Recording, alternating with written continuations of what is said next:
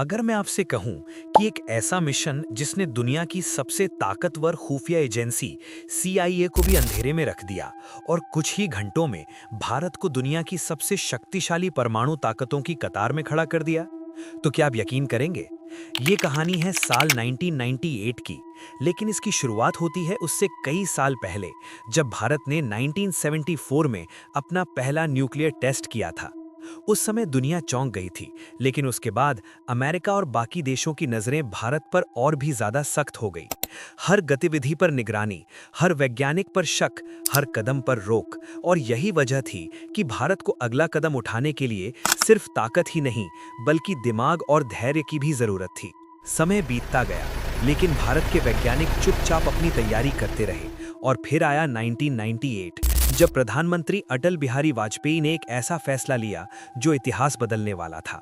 उन्होंने गुप्त रूप से परमाणु परीक्षण को हरी झंडी दे दी। लेकिन असली चुनौती अब शुरू हुई थी, क्योंकि उस समय यूनाइटेड स्टेट्स के जासूसी सैटेलाइट्स हर समय भारत के ऊपर मंडरा रहे थे और उनकी नज़र से बचना लगभग नामुमकिन था। राजस्थान के पोखरण को चुना गया, एक ऐसा स्थान जहां पहले भी परीक्षण हो चुके थे, लेकिन इस बार सब कुछ अलग था। इस बार मिशन को इतना गुप्त रखना था कि देश के कई बड़े अधिकारी भी इससे अनजान रहे। इस ऑपरेशन की कमान संभाली डॉक्टर APJ अब्दुल कलाम और डॉक्टर R चिदंबरम ने। उन्होंने एक ऐसा प्लान बनाया जो किसी स्पाई थ्रिलर से कम नहीं था। वैज्ञानिकों को सेना के जवानों के रूप में छुपाया गया, उनके असली नाम बदल दिए गए और उन्हें अलग अलग समय पर अलग अलग रास्तों से पोखरण पहुंचाया गया, ताकि किसी को शक न हो। दिन के समय वहां सब कुछ सामान्य दिखाई देता, जैसे कोई काम ही नहीं हो रहा। लेकिन रात होते ही असली मिशन शुरू होता। ट्रक धीरे धीरे चलते, मशीनें चुपचाप उतारी जाती और जमीन के नीचे गहरे शाफ्ट खोदे जाते, जहां परमाणु उपकरणों को फिट किया जाना था। हर एक मूवमेंट सैटेलाइट की नज़रों से बचकर किया जाता। वैज्ञानिकों ने यहाँ तक तय किया कि कब काम करना है, कब रुकना है, क्योंकि उन्हें पता था कि सैटेलाइट कब उस इलाके के ऊपर से गुजरता है। जब भी सैटेलाइट पास आता, सब कुछ रुक जाता। हर इंसान, हर मशीन, जैसे समय थम गया हो। और जैसे ही सैटेलाइट आगे बढ़ता, काम फिर से शुरू हो जाता। यहाँ तक कि गाड़ियों के टायर के निशान तक मिटा दिए जाते, ताकि ऊपर से देखने पर कुछ भी असामान्य ना लगे। ये सिर्फ एक ऑपरेशन नहीं था, ये एक परफेक्ट इल्यूजन था, जो पूरी दुनिया को दिख रहा था, लेकिन समझ कोई नहीं पा रहा था। और फिर वो दिन आ गया, 11 मई 1998, दोपहर का समय।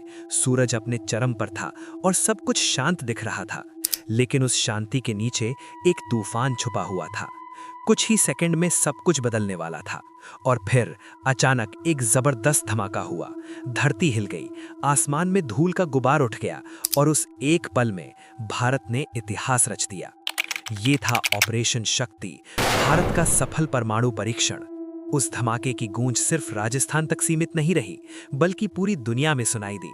और सबसे ज्यादा हैरान था यूनाइटेड स्टेट्स, क्योंकि उनके सैटेलाइट्स इस पूरे ऑपरेशन को पकड़ ही नहीं पाए। उन्हें समझ ही नहीं आया कि ये सब कब और कैसे हो गया। और इससे पहले कि दुनिया कुछ समझ पाती, भारत ने 13 मई को 2 और परीक्षण कर दिए। अब यह साफ हो चुका था कि भारत सिर्फ एक परीक्षण नहीं, बल्कि पूरी तरह से एक परमाणु शक्ति बन चुका है। लेकिन इस जीत के साथ एक नई चुनौती भी सामने आई। अंतर्राष्ट्रीय दबाव, आर्थिक प्रतिबंध और राजनीतिक तनाव। कई देशों ने भारत पर प्रतिबंध लगा दिए, लेकिन भारत पीछे नहीं हटा। अटल बिहारी वाजपेयी ने साफ कहा कि ये कदम देश की सुरक्षा के लिए जरूरी था और भारत अपने फैसले पर कायम रहेगा। ये सिर्फ एक सैन्य उपलब्धि नहीं थी, ये एक संदेश था कि भारत अब किसी के दबाव में आने वाला नहीं है। ऑपरेशन शक्ति ने यह साबित कर दिया कि असली ताकत सिर्फ हथियारों में नहीं होती, बल्कि उस सोच में होती है जो उन्हें बनाने का साहस रखती है।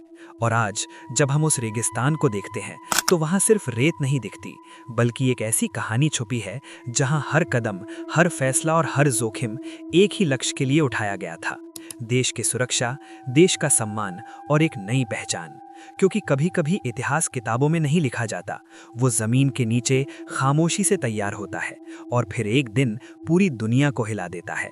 और ऑपरेशन शक्ति उसी खामोशी में जन्मी एक ऐसी गूंज है जो आज भी दुनिया को याद दिलाती है कि असली ताकत वो होती है जिसे देखने से पहले महसूस किया जाता है। अगर आपको ऐसी सच्ची और रहस्यमयी कहानियां पसंद हैं, तो वीडियो को लाइक करें, चैनल को सब्सक्राइब करें, क्योंकि अगली कहानी शायद इससे भी ज्यादा खतरनाक होगी।